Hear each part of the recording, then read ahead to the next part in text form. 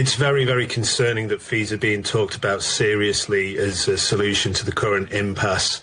This is an international waterway. It is subject to international law, and fees are not charged in any other equivalent waterway around the world. The only other example of this would be the Bosphorus, which is covered by a separate treaty for that seaway.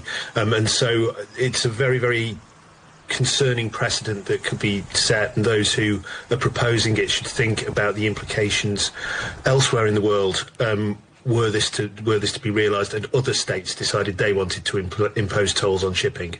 To your knowledge, has any vessel paid a fee to get through the strait?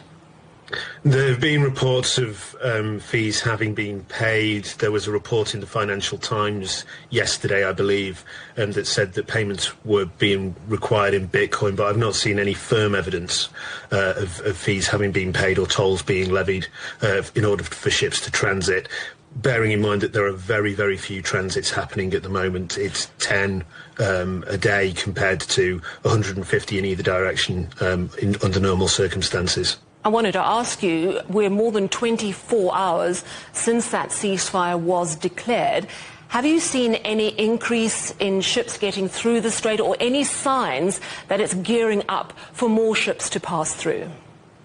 Not for the time being. The general mood across the industry is of wait and see. We don't know the conditions that will be set to allow transits to occur. We don't have an overarching mechanism under international governance from the International Maritime Organization. We're getting very, very confusing messages as to what this ceasefire actually entails. And so while the threat of Iranian attacks against merchant shipping persists, and that's, I think, is still, given some of the statements of the IRGCN, a live consideration.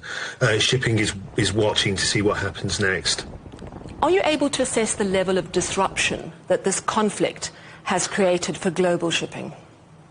I think what you find whenever we face a crisis such as this is that shipping is an incredibly resilient industry. We've faced crises before. We've faced crises that are more severe than this historically. So shipping always ensures that goods are delivered.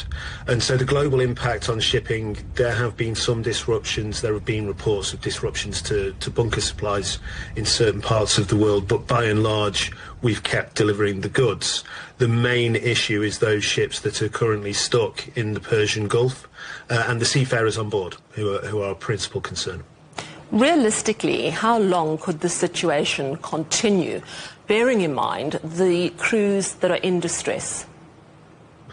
Well, the crews are being supplied, and for the time being we do have the ability to conduct crew changes through airports in the region, so that probably won't be a problem unless the conflict resumes. The ships are being resupplied, and so they are able to function. So I believe that the ships that are stuck there will be able to continue to operate safely for some time, notwithstanding the threat of military action, which is ever present. Ideally, we want to see this resolved as soon as possible, and a return to freedom of navigation in these waters, because obviously it is incredibly distressing for these people, but also because of the economic impacts of not being able to access 20% of the world's oil and 30% of the world's fertilizer supplies.